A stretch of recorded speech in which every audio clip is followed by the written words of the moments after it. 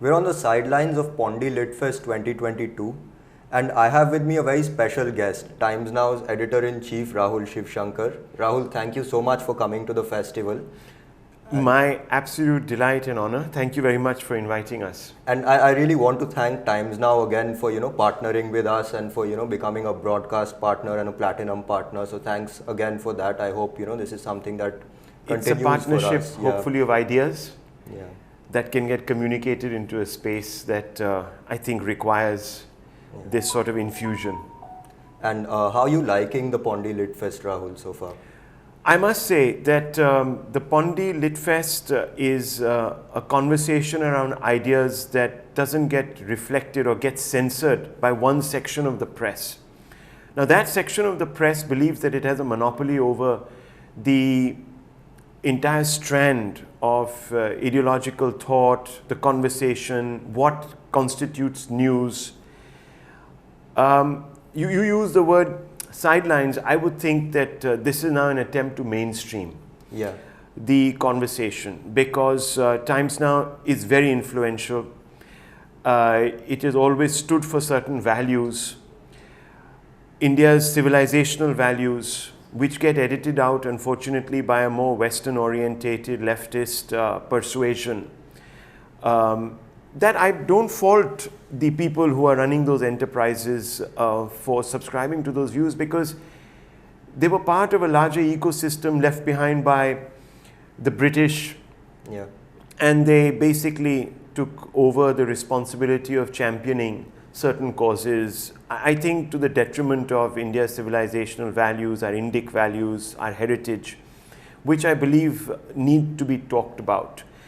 Not in a combative manner, not even from a place of, how should one put it, feeling piqued at the opposition.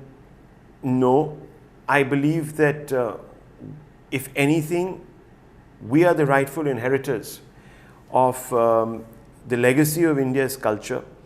And I think that all we are doing is to put our views out there so more and more people realize where they actually come from, what India is. So from that perspective, I think the Pondi Lit Fest is a course correction in the direction of the conversation, which is very welcome. So I'm glad that you're putting it in this way, because this entire approach, which is obviously quite a new approach for the mainstream, you're saying that it is being mainstreamed right now. And this is, of course, very important in several fields. So one of the things that I wanted to ask you, because you are, of course, a very an integral part of the mainstream media yourself, and we have seen some kind of a backlash against the mainstream media for the last few years. And of course, you are saying that initiatives such as ours are a course correction towards that larger narrative or discourse that has dominated the country for so long. So now this backlash that we are seeing is obviously because a large section of people have come to realize that the mainstream media has looked at issues or covered issues through a very ideologically colored lens. And this has been particularly visible in the last few years. So I mean, I can even list out certain very obvious themes or examples that they have followed. For instance, they keep telling you that the country is headed towards a majoritarian sort of an outlook or an approach in general. Now, this is of course not backed by what is happening on the ground. Ground realities are very different. But if you follow certain sections of the mainstream media, the kind of coverage that you get over there is basically that the minorities are constantly under threat. There is some kind of literally a pogrom that is taking place.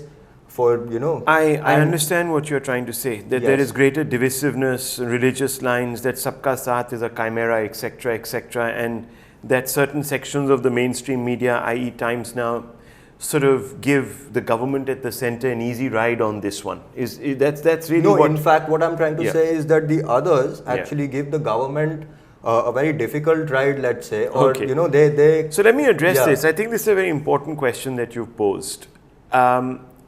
Let's talk a little bit about the so-called Hindutvaization of India. Yes.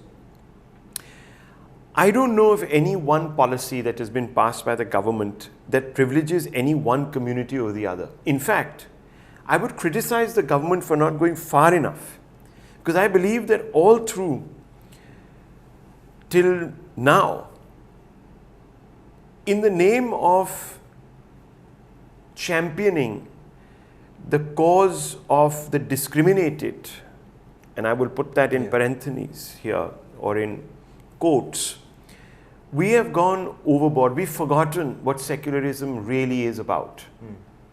Secularism is about the state not really interfering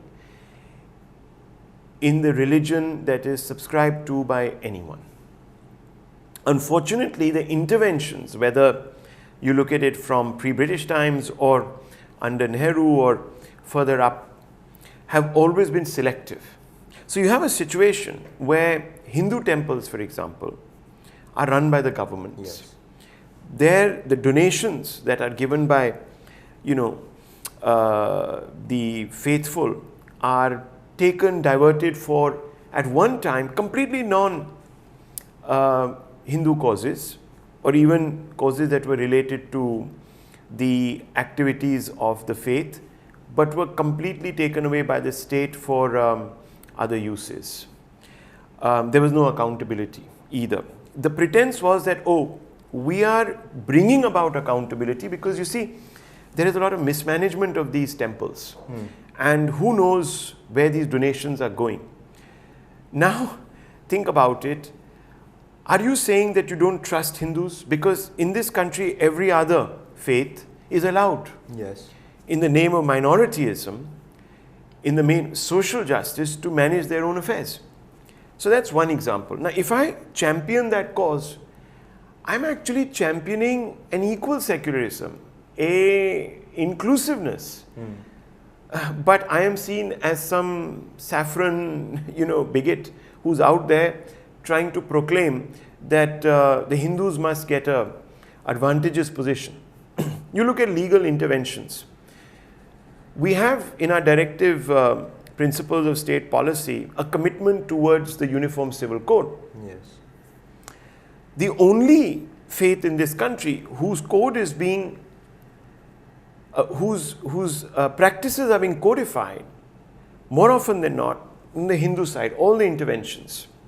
Barring now, in the last few years, other faiths have really not been challenged in some of their beliefs, which can be idiosyncratic or could be obscurantist, or could even be prejudicial to the interests of women, for example. Yes.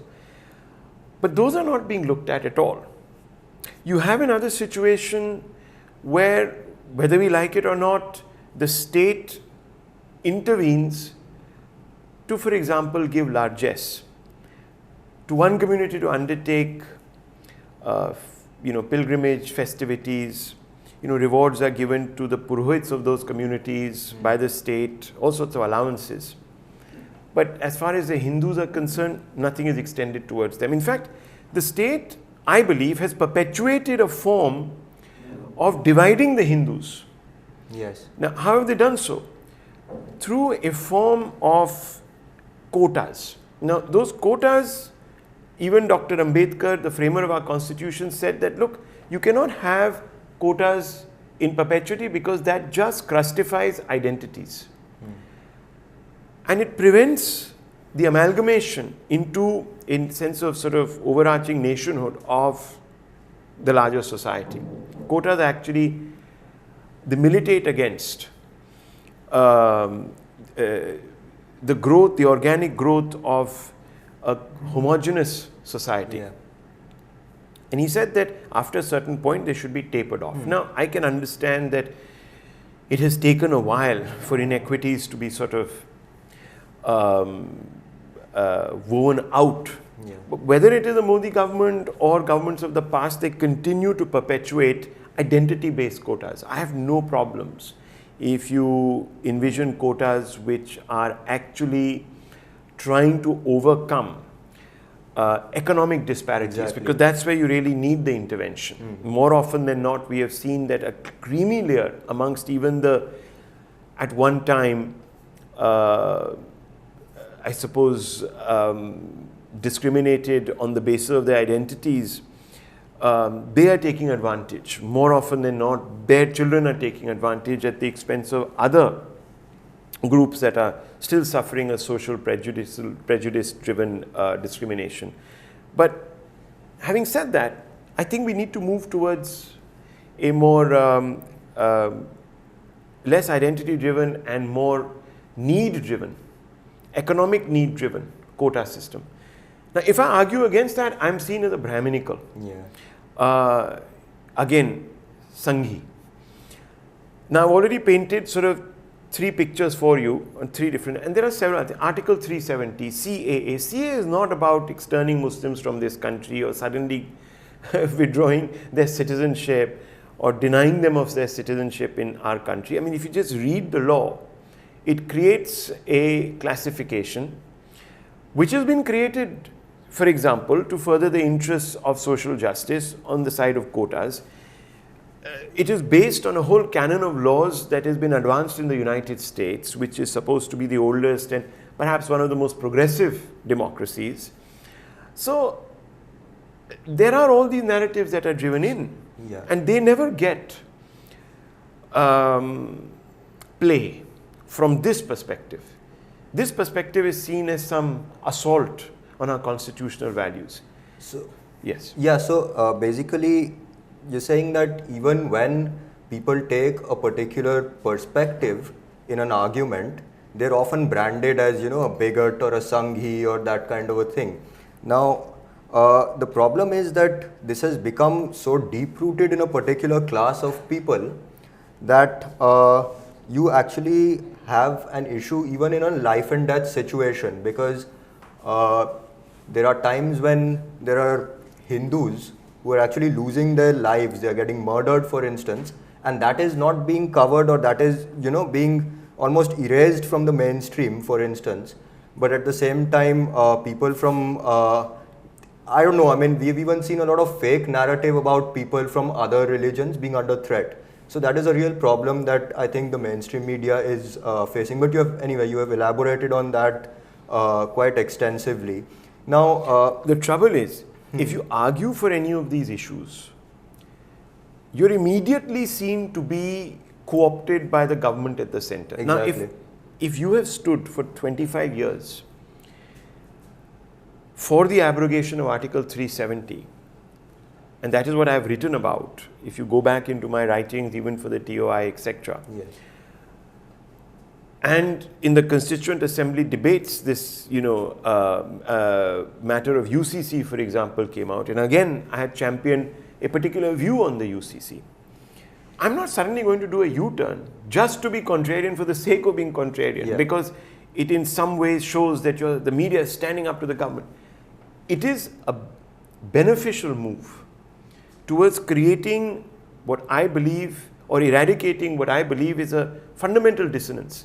How can you call championing that the act of Godi media? I mean, that is ridiculous. So this accusation sort of keeps coming against some people that, you know, they have been co-opted by the establishment and that kind of a thing. Now, I want to know how you respond to this, because I really want to know from the perspective of a journalist or a senior editor, because how easy is it for you to criticize the government today? And in comparison, how easy is it for you to, let's say, criticize certain state governments who have a track record of being quite intolerant towards that? So how do you make that comparison? So Ajit, this is a very good question you've asked, because it's about time that one puts out that side of the story also. Look, as far as I'm concerned, I look at a story completely from the prism of public interest. Does it serve the public interest or not? If the farm laws, for example, serve the public interest, or at least the interest of a section of Indian farmers, I am going to argue for them. Yes. They certainly don't serve the interests of the environment. The current practices, which needed to be reformed. Yes. I mean, look at the drain, for example. The incentivized cultivation of rice is having in Punjab. It's sucking out water.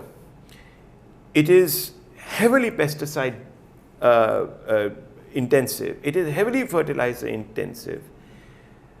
Because there is so much MSP that is given to you, farmers are not experimenting with what would have been regular crops that would have been more conducive to the soil type or the environment, etc. So they're quickly churning and burning. Burning, guess what? When you burn, you pollute. So you're adding to the burden. On top of it, you're constantly tilling your soil. You're not even giving it a breather. You're not allowing it to regenerate. And you're plowing fertilizers which go where? Into the ground, into the water. Then you're, obviously, because you're in a continuous cycle, you're draining the water, tables are falling. I'm just giving you an example. Now, if I champion the farm laws, because I know it's going to incentivize a different form of agriculture, it'll lead to the incentivizing of a different form of agriculture, I can't be held responsible. If I pull out manifestos of the Congress party which argued for the very same, I can't be attacked for not holding up the government now to due process. Look how the goalposts kept changing. First they said, oh, this is a crazy intervention, it's going to kill our farmers. There's going to be murder on the street. When we pointed out, but you argued for it yourself, then they said, no, we're arguing against how it was introduced. Then you say, but this was being discussed for 20 years almost, and by some of the greatest names who have spoken about and studied agriculture in India. Then they say, no, we are talking about the overall manner in which the Modi government functions, which is not consultative at all, and blah, blah, blah. So you know how the goalpost keeps changing? Coming back to this, so I look at public interest. If it serves the public interest, I will champion it, whether it goes against the Modi government or not. When the farm laws were withdrawn, we attacked the Modi government for pusillanimity, for capitulation. I wrote in the press, and I also wrote against those who today were ecstatic at the fact that these farm laws. I said, look at the damage you are doing at different levels. No one liked that. Article 370. Can anyone deny that Article 370 was one of the most discriminatory legislations on our books? No. If you just read the article itself, you know how it militated against the Dalits, against anyone who was a proclaimed outsider. And citizenship was seen through a very narrow prism in Jammu and Kashmir. I said, look, you've got to move along. And if you really want to integrate psychologically and emotionally, as well as, of course, economically and from a security point of view, Jammu and Kashmir, this needs to go. This is an obstacle. At that time, we were seen as being Islamophobic. Suddenly, that narrative was pulled out. Oh, this is part of a Hindu nationalist agenda, because this will lead to the displacement or the population sort of replacement kind of thing that we're seeing in China, etc., where the Han Chinese are moving into the Uyghur lands, etc. As if Srinagar is only the preserve of one particular faith. That's not true. The valley belongs to a whole strain of people. So again, that is the issue. Again, I'm championing public interest, but I'm being attacked for being Hindu nationalist. After a point, you have to ask yourself whether it is worth bothering about the criticism. I think one should just do one's job. And what helps us is that the public watches. They appreciate, and those perhaps that are no longer looking at ideas, thoughts, maybe even policy from a bipartisan prism are being punished by the public, which says you're biased. But you see, you're saying that maybe we should come to a point where we are no longer bothered by that criticism. So no, hang on. So the question, the second part of your question, which is the most important part. Do you believe that you are doing an honest job, or do you believe it is easy today to criticize the government, etc., etc.? And that's very important. You see, yes and no. I'll come to the states. Let's look at the center. The Modi government is being described as an oppressor of free speech, as a government that is fundamentally and inherently undemocratic. The Prime Minister doesn't speak, and his government talks down to the press. Okay, let's look at it empirically. I would want, ideally, the Prime Minister to have a monthly press conference In a lot of democracies that happens. Park that aside for a few moments. In India, this has never really been practiced. It's always been practiced in the exception. Most prime ministers have been shy when they give an interview. It's a media event because can you believe it? The prime minister has given X channel and Y channel or Y newspaper or X newspaper, and this is historic. You can go back in time. For a moment, just park that aside. Let's look at how easy it is to report on. The problem is when your own fraternity is going against you, is othering you, then what do you become? You become like that lion that has been externed from the pride and who's hovering around the hyenas. If you even attack the government and the government hits back, all governments want to control the narrative. There is no exception to this. Yeah. Okay. Now, it's up to you as an editor to draw the line. But you must know that when you draw the line, and if the government comes after you, your fraternity is going to stand behind you. But if your own fraternity is very busy plunging the proverbial knife in your back, you know that even when you're going to be attacked or taken to court or taken on by the powers that are, you're not going to have anyone to stand behind you. What suffers? The cause of the press suffers. What is that cause? Striving for accountability, transparency in government and in governance-related matters. Picking up issues which might be problematic for a government, criticizing them on policy, etc., etc. All of that flows from transparency. That will suffer. You also have a situation where people compare, look how easy it was under the UPA, etc. It was easy under the UPA because the UPA inherently was a coalition government made of many moving parts, sometimes moving against each other. You had, let's say, Rahul Gandhi coming out, tearing up an ordinance, which he didn't like. Now, when you have people coming out from within government doing that, or coming out and speaking against other parts of the government, obviously the media is going to feel empowered. You know that there are people who will stand with you on a particular cause. Now what is the issue? You have obviously a majority government and you have a withering opposition. So to stand up to government, if that is what the so-called Latvian set wants you to do every day, which we do, and I will bring out examples of that, you need to stand behind your fraternity. You can't say, that is Godi media, so he deserves what he's getting or she's getting, out.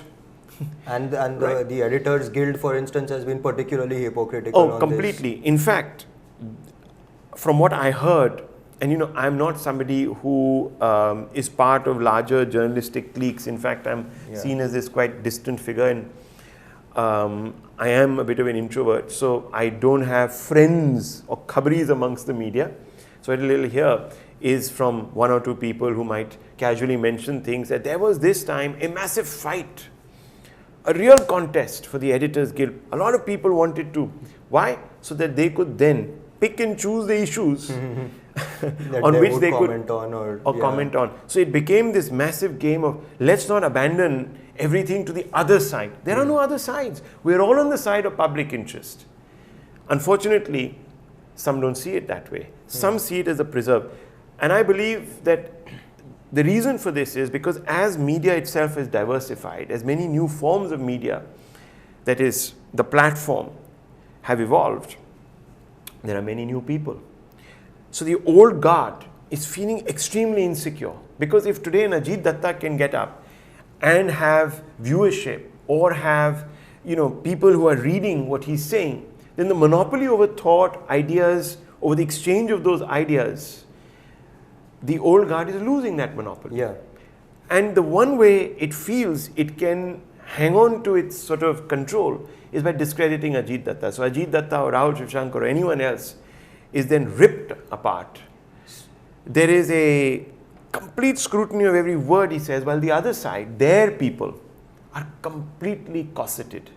So I was actually coming to this because you see, you have these people who are, discriminating against others, the newcomers, or, somebody who has a different perspective. They're trying to preserve their monopoly. They are the so-called, at least the older establishment media, right? Now, they are trying to discredit you, but then look at their own track record, for instance. I mean, you have senior editors who've actually been suspended from their job for planting fake news, which could have potentially caused riots and things like that. And then they continue to sit there and preach to others about how they should sort of do their journalism and all of that. You have these magazines which are, so well known and looked at as some kind of a, paragon of, I don't know, truth, virtue, liberalism, whatever you may call it. And these people are actually being told by the Supreme Court, for instance, that you guys have completely cooked up stories. Now you see this entire verdict has come out about the Gujarat riots. You see that the entire media was hand in glove with people who were completely making things up from scratch. So what do you say about these people who are trying to discredit the others? What about their own track record? What do you have to say about that? Again, look how very quickly the goalpost keeps changing. Since they knew that perhaps now their own track record is going to be scrutinized, what do? They start taking on the judiciary. So the process begins by saying there is a rot within the judiciary. There might be issues with the judiciary. There are issues within the judiciary. But judges still realizing the power of a larger growing media which can commentate freely, know that their rulings have to stand up to scrutiny, at least have to make sense.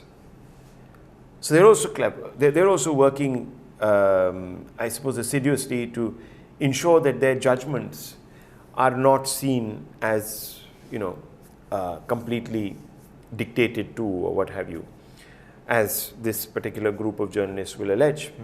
Remember when all those 5 judges came out and sat in the forecourt, in the four lawns of it was a massive event, people went, they said, this is it, we told you so, we told you so. One of those judges was Justice Gogoi. Justice Gogoi then, and what was one of the themes? That the benches are being fixed. It's a big deal. Yeah, benches, that's why we are not getting the judgments that we want. Right? The benches are being fixed. But Justice Gogoi came, he didn't change any of that. He was one of the original. Subsequent justices have come. There has been no different way of approaching to make sure that the benches are not being fixed anymore. Have you heard any criticism of that anymore? It's all silent. No.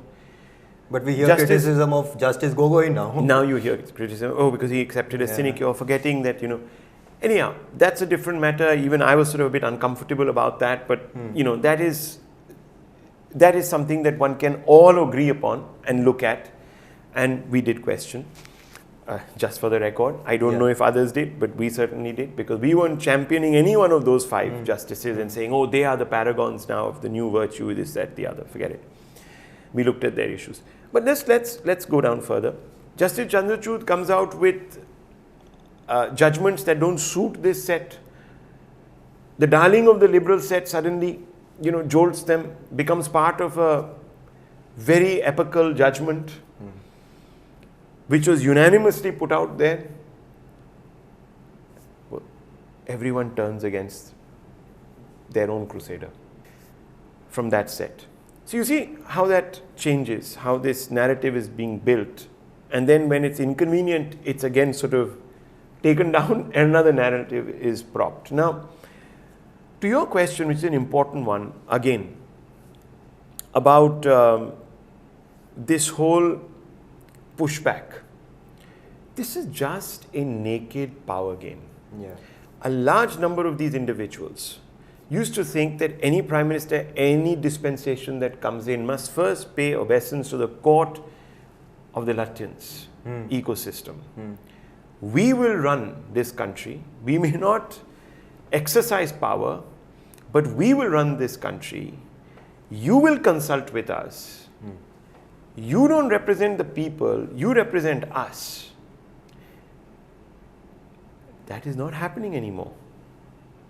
A new government comes in and says, actually, we're not into this. We don't want to take you on our, aircrafts. Now, let me tell you something. Just 2 days back, a former, I don't know what to call her, but I suppose she's still a journalist, wrote a piece saying that, you know what? The access of journalists to Central Hall of Parliament has been revoked. I mean, it's been completely sort of watered down. In fact, access to Parliament itself, where we were given 5 or 6, cards, Now we are only given one to come in, blah, blah, blah. So it's, after COVID, and COVID has become this perpetual excuse to sort of distance the government from questioning this, that, the other. Avenues to question the government are being reduced deliberately. And also they said that, the Women's Press Council, the government wants the bungalow back, or the Lutyens, bungalow that was given back in the day. I think under PV Narasimha Rao's government has sort of been, why is this being done? This is a complete this thing. Now, I just looked at the UK. So there was, the word lobby comes from, people getting access to certain parts of parliament where there was an interface between, influencers or people who had an interest in promoting one particular type of thought, etc., and lawmakers. Over the last few years, I think 2019, 2020 onwards, the UK has also restricted the right of journalists to access the lobby of Westminster, the House of Commons there. Why? Because they believe that there is an unholy sort of nexus building that goes on. And look at the Radia tapes, for example. Exactly. I was just thinking, in India, we have evidence for evidence that. Of that. There are journalists who have, and as a journalist who is, I'm just going to be 48 next year in January. And about 15 years ago, the people who are my age, we used to think of them as these great editors, not the men of straw they've turned out to be, or women of straw they've turned out to be. I used to look up to them and say, look, they're crusading, this is what I want to be. Till all these tapes came out, till all these revelations came out that they had accepted sinecures. All the while they were, part closet, members of political parties, these great anchors, these great editors. They were taking dictations from PR agents of media houses and printing them under their own byline. And I'm saying, how are they even around? Yeah. How have they not, forget about leaving the country, just retired from the profession? Why are they even out there? Do they think that people are fools? And have they not thought about journalism? About people like me, who they should have been nurturing with the right values? Where is this guru, shishya culture gone? And thank goodness I've never had a guru amongst them. I look at these people and I say, how feckless you are. There are rare exceptions, of course. There are exceptions, and I have no hesitation in saying that there are exceptions. But by and large, it is absolutely shocking. So this, and now when you're being denied this, you are fulminating and saying this is a further. I think if anything, we really need to look at what we are arguing for. So I know that the PIB card, a lot of journalists covet it not because it allows them access to the personage of a minister or access unfettered into a ministry, but for what, and I hate to say this, for what benefits you can extract from being a PIB card holder. It gives you phenomenal incentives. I don't have one. I never applied for one, particularly for this reason, because I knew there would be a time when people would begin to question. There are a lot of journalists who took subsidized government housing. Now, how is that not being indebted to the government? Why would you want the government to sponsor an office for you, rent-free? Why, if you're independent, you'd say, no, actually not. We can hold our IWPC meetings in a hall in our own offices, in the conference rooms of our own offices by turn. Why would you want that? Why would you want to be on the Prime Minister's plane? I went for one trip. I regretted it. I saw taxpayers' money being wasted. Why? Because journalists, whole bunch of journalists, I'm not going to even name the tour, some of the people who preach morality today were going to beer gardens in Germany, sponsored by the government of India. By us. So they were taken to these A-class Restaurants, some of them might have been Michelin-starred restaurants. Why? And you're eating of taxpayer largesse? Yeah. No, actually not taxpayer. Forget it, that's not largesse actually. Taxpayer money, Yeah. hard-earned money, Yeah. given to run government for the people. Not to hand out free meals and lovely sauerkraut and, freshly brewed beer. That's ridiculous. I felt so appalled at this. And let me tell you, when you go on a trip like this, or you were taken along on trips like these, you were expected therefore to do a certain bidding. You were given a handout and you were expected to go out there and publish it. I'm not saying that handout journalism is dead. Access journalism is very much alive. Handout journalism is very much alive today. I have no problems with it actually. As long as whatever is handed out to you, you scrutinize, verify, fact check, and then put out in the right context. You see, someone will always blow the whistle. You could say that the greatest handout was WikiLeaks. Right? Someone from within government comes, gives somebody else, Julian Assange and his group of journalists, a bunch of papers. You may not have had the wherewithal to even go out there and scrutinize or verify, or it would have taken years for you to do so. Maybe you did some due diligence, but you put them out there. The other gentleman who's sitting in Russia got it from somebody in government, put it out there, etc. We've had many cases. That is handout journalism, but that serves the public interest as long as, of course, you have vetted it, you have verified it, and you put it in the right context. Look at this whole business of, this Spygate snooping, app, for example. Pegasus. Oh, the government is snooping on such and such, such and such, such and such, such and such. I just want to ask you, if the government has already throttled your voice, if you don't have a voice as you claim, then even if you were getting information, you wouldn't have the ability to put it out. So why would the government waste its time? Yeah. I'm not saying that Pegasus can't be misused. I'm sure it is misused, but it is being misused against everybody, if at all. Now, some group, and you know where that group comes from, the persuasion, the leanings will go in. When you subscribe, when you buy a cell phone, it has already inbuilt into it WhatsApp, so many other communication apps. When you pick up your phone, switch it on, you are already being surveyed. Where is all that data going? It's being kept in some private company's server, not even on Indian shores. It's moronic. Moment you have a digital footprint, you're out there, you're exposed. To suddenly say that, oh, we are being this, we are being that, and because we stand up to government, I'm sorry, I don't buy that. You do a disservice to the actual cause of the story by making yourselves the story and rather than snooping the story. And none of them, when the cookie crumbled, went to the Supreme Court and said, here's our telephone. You don't even trust the Supreme Court. I mean, you don't even know if you got that. You go to some,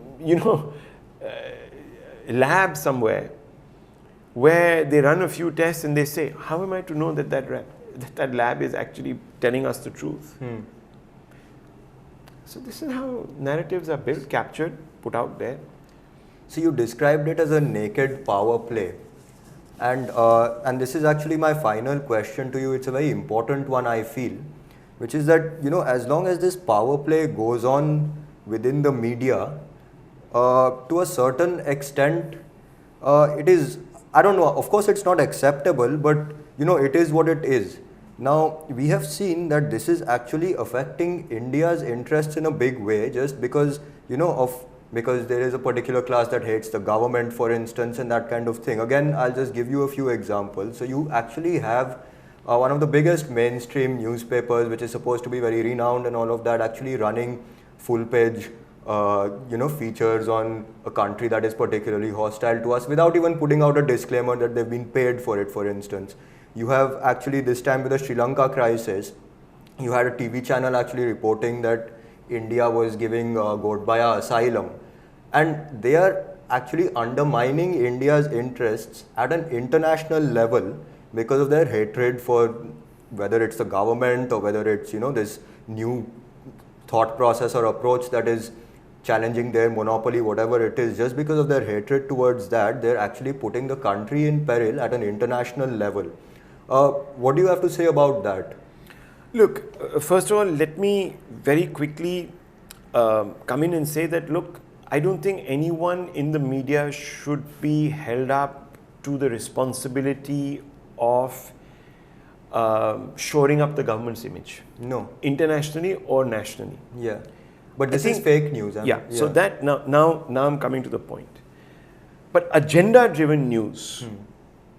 Now, obviously, and we were watching one of the sessions yesterday where Shamika Ravi was talking about at the end. Yes. About the hidden persuaders. How in the last 3 or 5 years, some of the most liberal and progressive democracies in the world's press are being rubbished, while China is being extolled. So its model is being extolled, its virtues are being extolled. And there's a widening divergence. Today in the world, when you don't know where the money is coming from, which organization is being propped by funds from where, it becomes very, very incumbent upon journalists to be seen to be absolutely fair.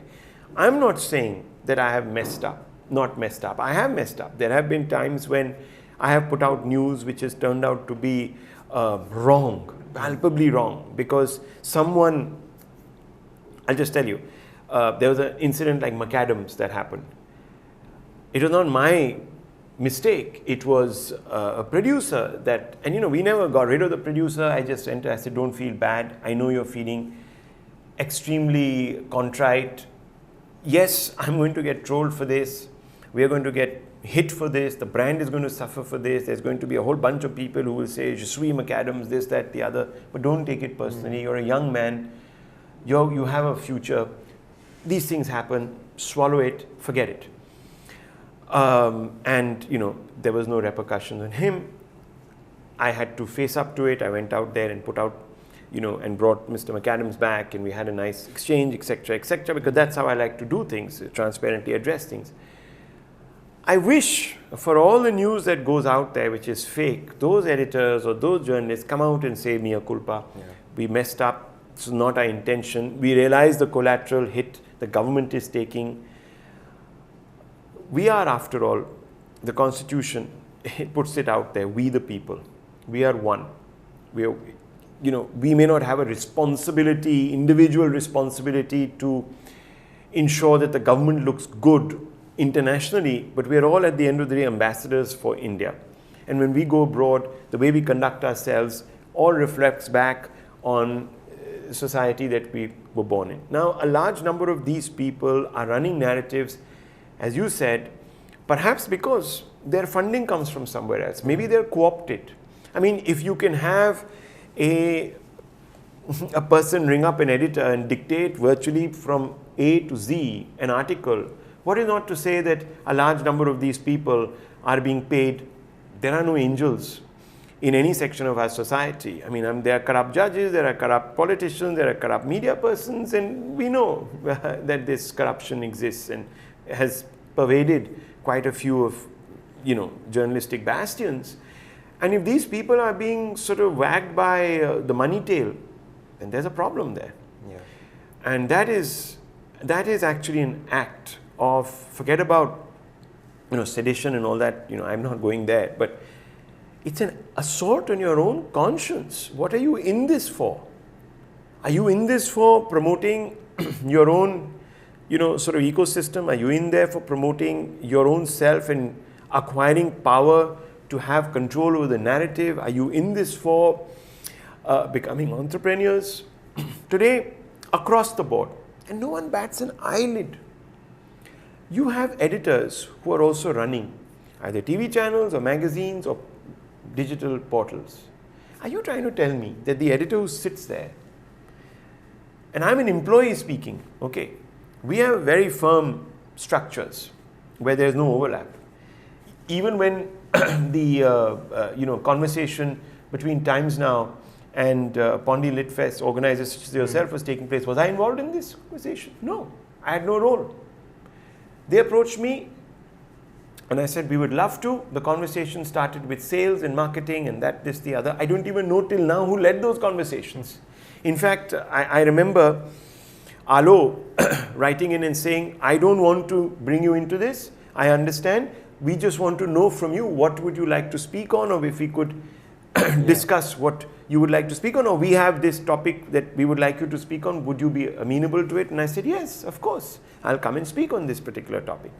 There was no other conversation. Are you telling me that at my level, and whether this is state governments or central government or international foreign agencies, governments, individuals, etc., if China can plant an entire narrative for itself and is seen to be better placed today than Sweden, as Shamika Ravi was pointing out, with empirical data, and the United States and the United Kingdom and several other great democracies, by influence peddling, buying influence,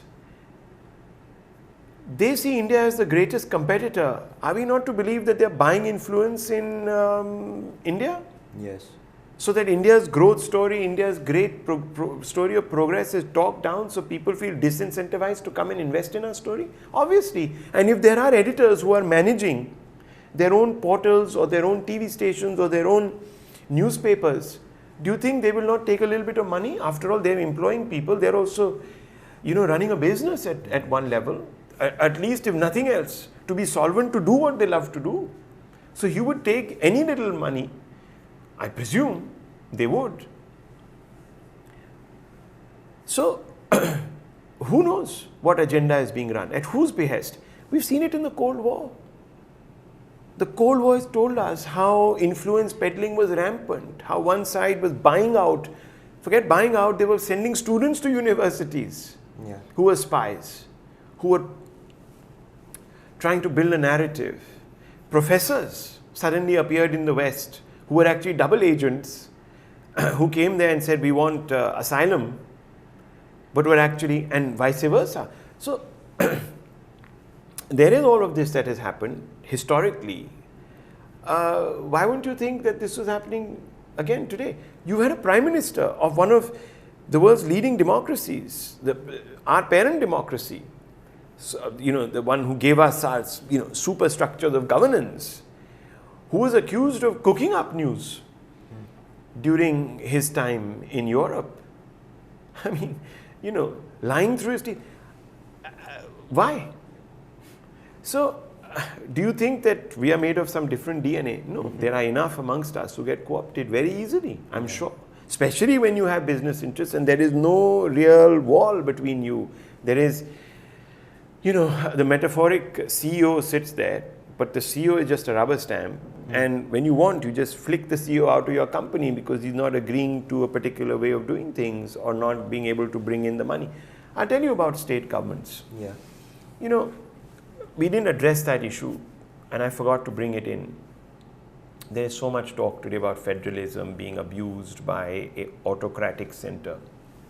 Do you know the number of cases against journalists that state governments, the chief ministers in non-BJP ruled state governments are filing? Do you know how many incarcerations there are taking place there? Do you know the cases that are being filed under draconian sections of the law are being filed on the flimsiest of pretexts? I mean, look at the Sharad Pawar Aghadi mess that happened. Yes. One woman gets up and makes a comment. And she's butchered almost. Yeah. And it takes the court belatedly to step up to the plate. I mean, that matter should not have been entertained. We had Dr. Anand Ranganathan read out to you a whole list. And you know what? What is held up? There is this way of suggesting that, we run a large number of campaigns. We want those publicized. And, we have budgets to publicize all of that. So keep that in mind. I have not been told this myself. But I've heard this to be the case in local media there. So local media there is supine. Do you know there was emergency imposed in this country in a particular state for 6 months? Or at least a state of emergency, and no one knew about it. Oh. That a whole house was almost eviscerated. No one knew about it. So, as I'm trying to tell you, why don't we know about it?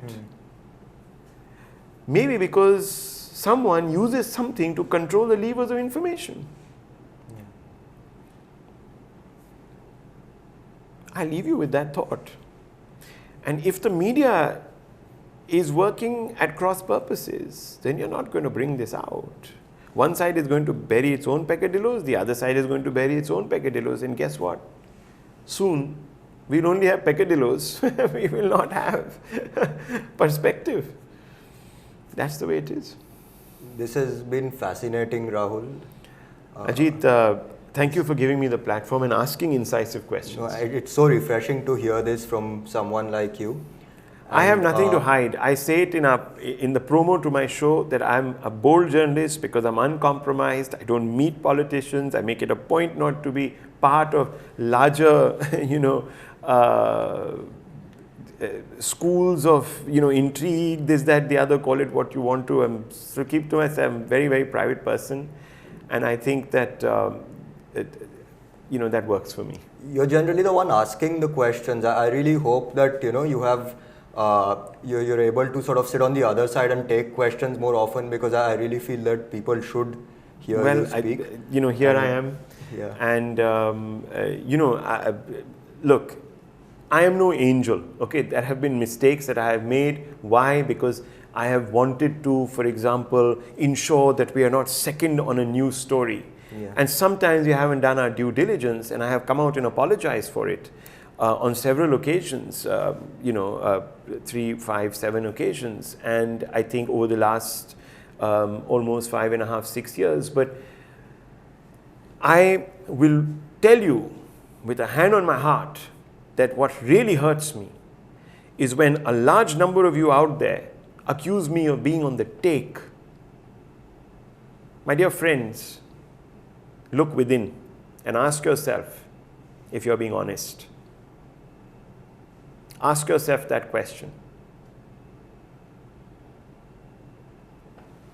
Thank you, Rahul. Thank you so much. Thank you. It's been a pleasure. Wonderful. Thank you. Thank you. Thank you.